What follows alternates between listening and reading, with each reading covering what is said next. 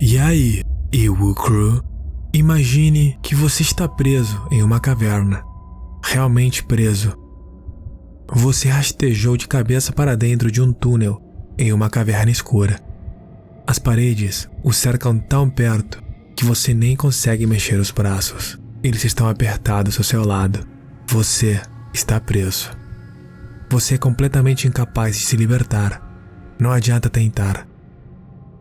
Não há escapatória. Você espera que alguém possa vir resgatá-lo. A boa notícia é que outras pessoas sabem exatamente onde você está.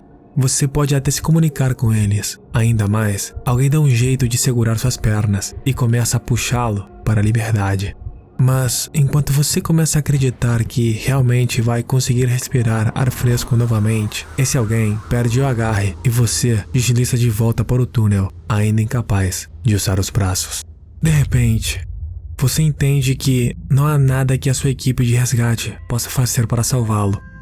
É muito perigoso tentar chegar até você novamente, e mesmo se eles quisessem arriscar, demorariam tanto em chegar que provavelmente você morreria antes de que eles se alcançassem novamente. Imagine morrer sozinho, totalmente preso, capaz de ouvir seus amigos e familiares e até mesmo falar com eles.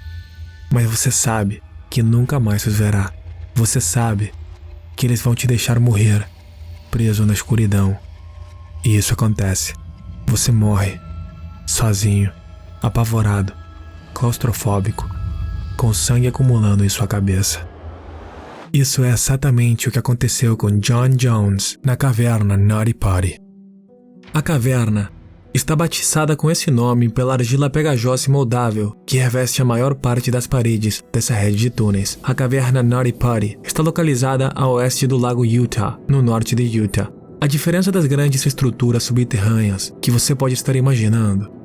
Esta caverna é na verdade uma teia de túneis muito estreitos que se abrem para salas apenas maiores. A maior parte do tempo dentro da caverna é gasto rastejando por passagens estreitas, tornando-a uma raridade que atraiu espeleólogos de todo o mundo. Os condutos são o suficientemente grandes para que uma pessoa média possa rastejar, mas pequenos o suficiente para torná-los uma experiência única. Desde sua descoberta em 1960, milhares de pessoas percorreram a caverna, rastejando dentro dela. John Jones. John cresceu na área. Seus pais o descreveram como um homem de bem, engraçado, trabalhador e curioso. Ele e a sua família fizeram centenas de passeios às cavernas vizinhas enquanto ele crescia. Eles não estavam apenas familiarizados com as cavernas da área, mas também com as medidas de segurança adequadas a serem tomadas ao explorar uma. Quando John cresceu, ele se mudou de Utah, estabelecendo-se na Virgínia com sua esposa Emily e a sua filha de 1 ano. Ele estava estudando medicina, mas deu uma pausa nas aulas para viajar de volta a Utah para o feriado de Ação de Graças, levando a sua pequena família com ele. Seu irmão, Josh, feliz por ter o seu irmão de volta na cidade por alguns dias, planejou uma expedição de espeleologia. 9 de seus amigos e familiares decidiram ir juntos, sem incluir a esposa de John, Emily, que estava grávida de seu segundo filho.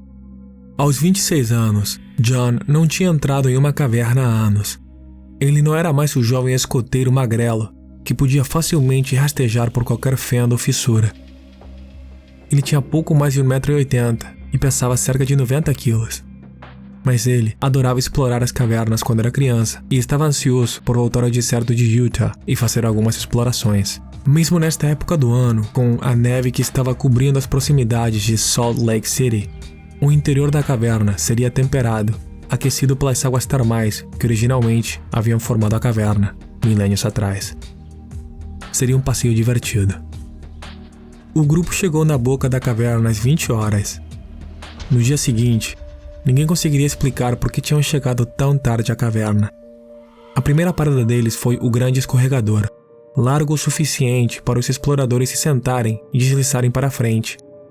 Esta era uma das maiores áreas da caverna. John, seu irmão Josh e 2 de seus amigos não ficaram impressionados. Eles queriam um desafio. Eles tinham ouvido falar sobre a caverna Naughty Potty durante toda a vida e estavam ansiosos por encontrar uma das fendas mais apertadas Havia dezenas de passagens menores que exigiam flexibilidade e um padrão preciso de movimentos para atravessá-las, e eles não iriam sair da caverna sem tentar um. Uma hora depois de entrar na caverna, os 4 homens se separaram do grupo em busca de uma formação chamada Canal de Nascimento. Se você entrar no Canal de Nascimento de cabeça, você pode deslizar para uma pequena sala circular que dá lugar a passagens ainda mais claustrofóbicas. Quando John mais tarde foi localizado por equipes de resgate, eles viram que o grupo havia ultrapassado o Canal de Nascimento e estava devidamente perdido. No momento, entretanto, ele acreditou ter encontrado o túnel certo e entrou, com a cabeça para frente e avançando lentamente, mexendo as pernas. Em apenas poucos minutos, ele percebeu que tinha cometido um erro enorme. Quando percebeu que aquele não era de fato o túnel que procurava, não teve como se girar ou deslizar para trás. A única opção era seguir em frente. No entanto, mais adiante, a passagem só se tornava mais apertada. Ele exalou, empurrando o ar de seus pulmões para ajudar a achatar seu peito e avançou novamente. Esse foi seu erro final. Quando ele respirou novamente, seus pulmões se expandiram e ele ficou preso. Incapaz de se mover para frente e certamente incapaz de se mover para trás. Enquanto ele lutava para se libertar, a lanterna que ele estava usando escorregou de sua cabeça e desapareceu no túnel à sua frente. Ele estava preso. Ele estava sozinho. E a escuridão estava se aproximando. Josh encontrou seu irmão rapidamente. Ele conseguiu segurar as pernas dele e desesperadamente tentou puxá-lo de volta para fora do túnel, mas não foi forte o suficiente para libertá-lo do aperto implacável das paredes da caverna. O puxão o afrouxou um pouco. Mas quando Josh perdeu o controle sobre as pernas de John, ele deslizou ainda mais para dentro do túnel, prendendo seus braços embaixo do peito. Os irmãos rapidamente perceberam que John estava em grave perigo.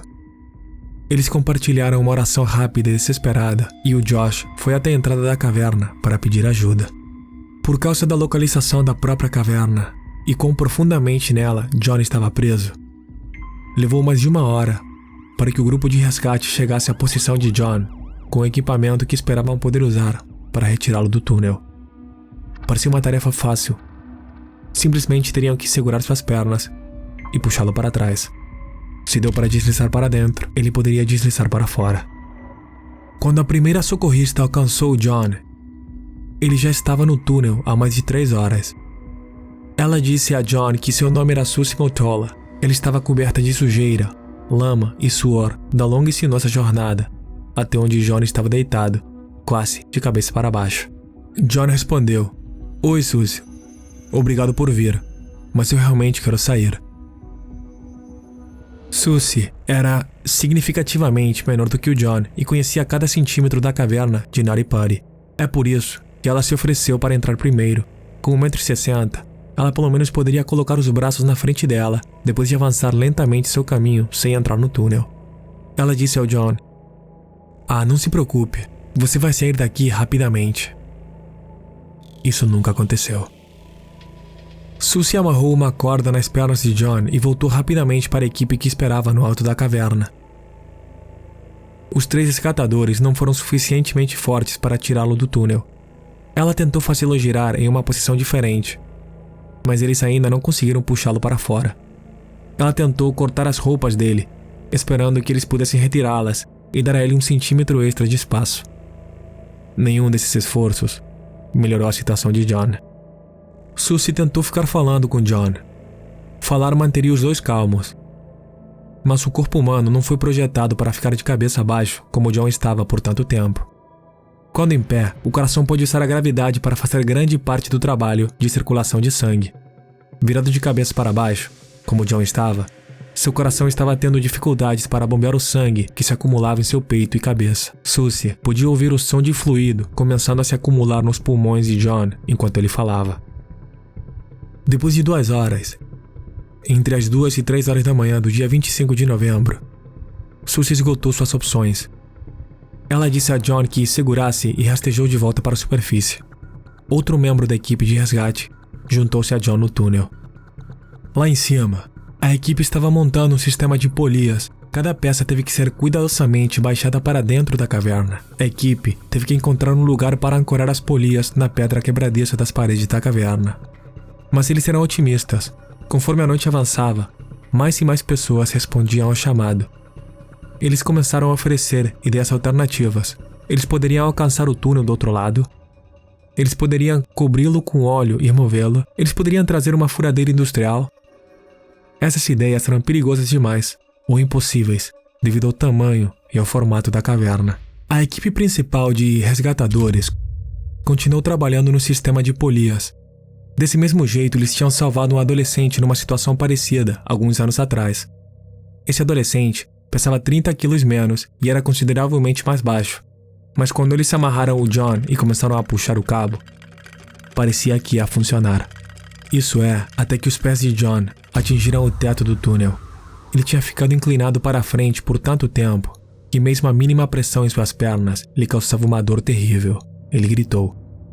O horror tomou conta da equipe de resgate quando descobriram que o túnel estava inclinado de tal forma que John não poderia ser puxado para cima. Eles teriam que dobrar as pernas para trás sobre o corpo, quebrando-as. Ele já estava com muita dor, e seu corpo já lutava para se manter acordado e com vida. A dor poderia colocá-lo em estado de choque, e o choque o mataria ainda mais rápido.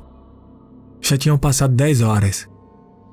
As paredes frágeis da caverna estavam fazendo um péssimo trabalho para segurar as âncoras do sistema de polias. A equipe de resgate começou a tentar perfurar orifícios mais profundos para ancorá-los com mais segurança. Eles simplesmente teriam que quebrar as pernas de John e tentar puxá-lo para um lugar seguro com rapidez suficiente para tratar o choque. John estava minguando. Quando Sue se deslizou por primeira vez no túnel atrás dele, ele foi coerente, respondendo às perguntas dela, conversando com ela sobre religião, música e sua família. Agora, ele estava acusando a equipe de resgate de tê-lo colocado no túnel. Ele estava calmo antes, para seu crédito. O pânico levou mais de meio dia para se instalar de verdade.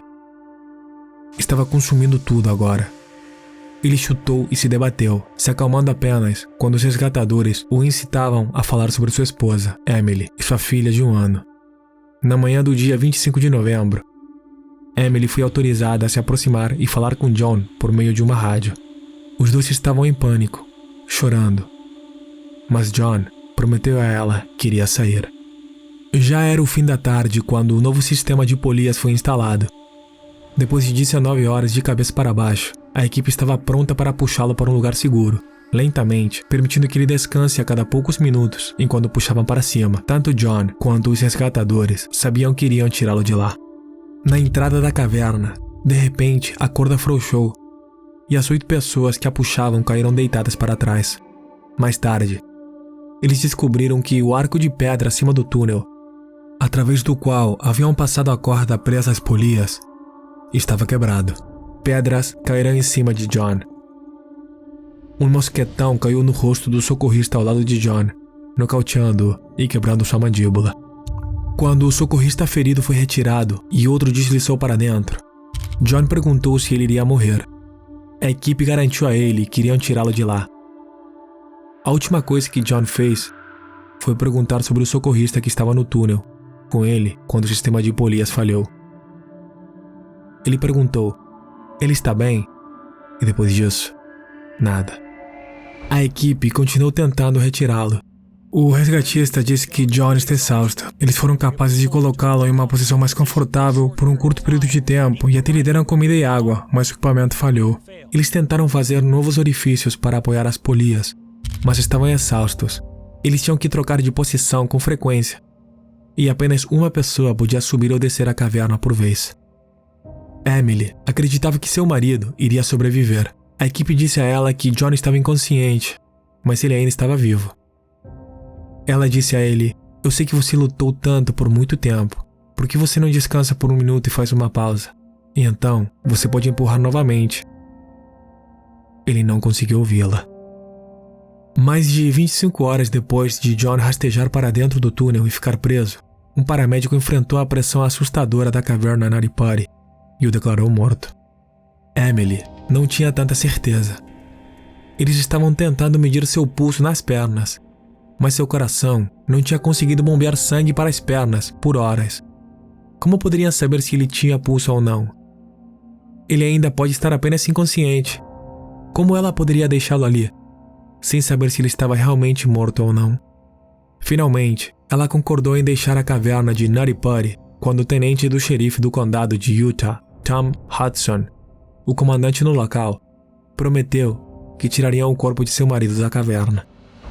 No entanto, isso acabou sendo uma promessa vazia depois de horas de tentativas, mesmo depois de terem certeza de que John Jones estava morto.